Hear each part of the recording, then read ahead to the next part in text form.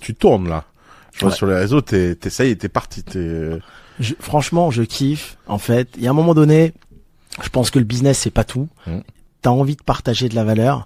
T'as envie de partager tes réussites, mais aussi tes échecs, et c'est un kiff. On discute, c'est du bon temps. Tu vois, c'est un job où on passe du bon temps. Ouais.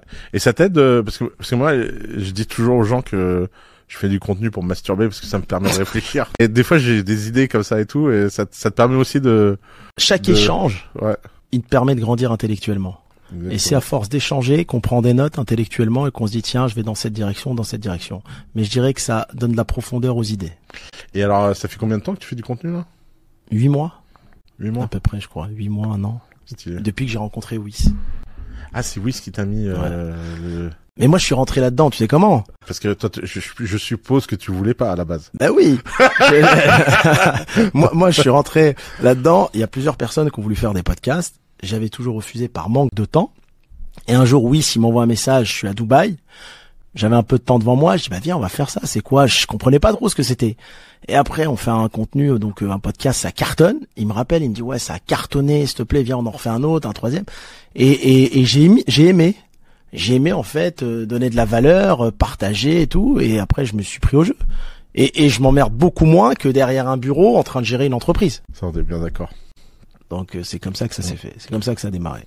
Trop bien. Trop bien, trop bien. Et la découverte des haters? Bah, en fait, j'ai compris pourquoi un mec comme Xavier Niel, qui pèse 22 milliards et qu'on a rien à foutre, s'est déplacé jusqu'à un Lidl répondre à haters. non, mais c'est vrai. Non, mais tu sais, moi, parce que tu dis, je suis en train de dire la vérité, et t'as des gens qui sont pas sortis de chez eux, qui te mettent en porte-à-faux. Je dis, mais attends, c'est pas possible. Et ça peut affecter. Que voilà, il faut s'habituer, mais bon. Tu sais, dans le business, je pense toujours au côté positif. T'as toujours des lovers qui défendent, qui prennent ton intérêt, etc.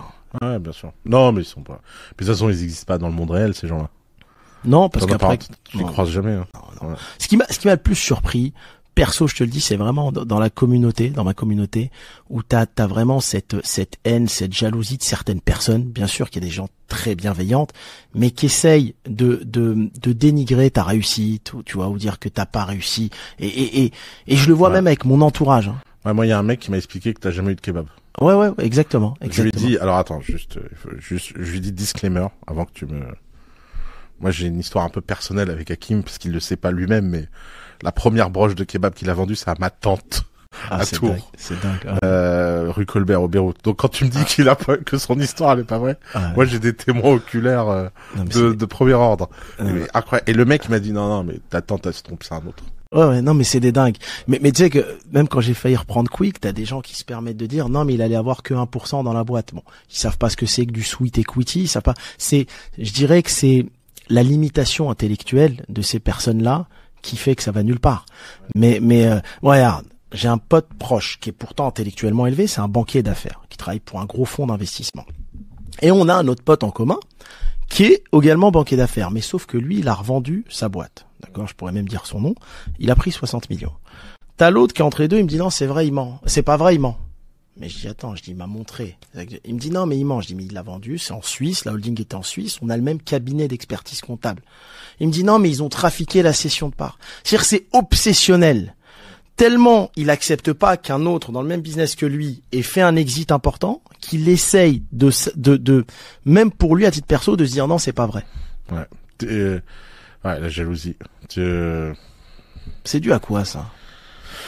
Alors, c'est moi, je suis pas la bonne personne pour demander ça. Moi, je comprends pas. Moi, quand mes amis ont des réussites extraordinaires, j'ai l'impression que c'est mes réussites à moi. Mais bien sûr, mais moi, tu vois, j'ai envie de les célébrer pareil. Bien sûr. Et je sais pas. Moi, perso, j'ai toujours été focus dans mon travail. J'ai jamais eu de sentiment de jalousie. Ouais. Mais je peux te raconter une histoire traumatisante que j'ai vécue où je me suis dit ouais, il faut que tu apprennes à faire attention. Alors. Je sais pas comment est ta maman, mais tu sais, ma mère, elle est très fais attention, tu vas porter l'œil, il faut pas rendre jaloux les gens, ils vont être violents. Ma mère m'a répété ça toute mon enfance. Moi, j'étais toujours en mode vas-y, balèque, quoi. Je sais pas de quoi elle me parle, quoi. Et puis j'ai construit un manoir en Normandie qui est très beau. Faudra que tu viennes à l'occasion. C'est vraiment une très très belle pièce d'architecture. Et je l'ai fait visiter à des gens dont je suis pas très proche, mais tu vois, j'avais organisé un repas d'affaires avec pas des amis, mais tu vois, les gens que tu fréquentes dans le business et tout. Et les gens sont arrivés dans le manoir. Il y a un mec qui m'a dit, mot pour mot, tu feras attention quand même parce que les gens dans ton genre, ils ont pas l'habitude d'avoir des biens comme ça. Ah, c'est dingue. Ouais. Si tu veux, le racisme des gens comme moi, je comprends pas. Ouais. Et le mec, ils étaient tous en PLS. Et pas un de ces mecs qui est venu dîner dans ce manoir un jour fait un deal à nouveau avec moi, machin. Ouais. Ils se sont tous montés la tête en mode jaloux. Ouais. Et là, je me suis dit, ah ouais, c'est chaud quand même. Alors que ils auraient dû être contents que j'ai construit un chef-d'œuvre, quoi. Exactement. Non, mais t'as. Et c'était genre, attends, Oussama, c'est le clown. Ouais. Tant qu'il est dans la case clown. Mais attends, là, il vient jouer dans les codes de la haute bourgeoisie. Patrimoine, éternel, la grande France, le manoir. Qu'est-ce qu'il vient faire là-dedans, quoi? Ouais, il déteste ça. Il déteste ça. Hein. Ouais. Non, mais c'est, je dirais, dans la vie, qu'on parle de toi en bien ou en mal, l'essentiel, c'est qu'on parle de toi. Les jaloux, il y en aura toujours, d'accord? Et des personnes mais moi, tu sais, ce qui m'a rendu plus dingue, c'est que les plus gros haters que j'ai eu, c'est des personnes que j'ai aidées. Et c'est pour ça qu'à un moment, j'avais fait une vidéo avec des jeunes où j'ai pété un plomb. T'as des personnes, je t'assure, qui avaient un travail, donc je dénigre pas les boulots. Il n'y a pas de sous-homme, il n'y a pas de sous-métier. Mais on t'a aidé à construire un resto. On t'a aidé à devenir quelqu'un. Et t'as voulu nous la faire à l'envers dès le début. Moi, j'ai eu, tu vois, des franchisés à l'époque où on avait des architectes en commune. Ils disaient à l'architecte, non, mais tu mets les noms d'Hakim, les marques. Je lance l'affaire 2-3 mois et j'enlève toutes les marques. Je vais mettre ma marque. Donc, dès le début, t'as un mauvais fond. Dès le début, c'est du vol. D'accord? Et après, c'est ces gens-là qui te dénigrent. Et ça, je l'ai pas accepté. Parce que j'ai aidé beaucoup de personnes, parce que j'ai toujours mis beaucoup de bienveillance dans le business. Et ces gens-là, ce qu'ils savent pas, c'est que quand ils ont commencé à faire des affaires, t'avais déjà ton yacht. Tu comprends? Et ils veulent se comparer à toi. Par contre, des personnes qui ont mieux réussi que toi, c'est pour ça que je fais toujours en sorte de fréquenter des personnes qui sont mieux que moi. Et là, je t'assure qu'il n'y a jamais de problème.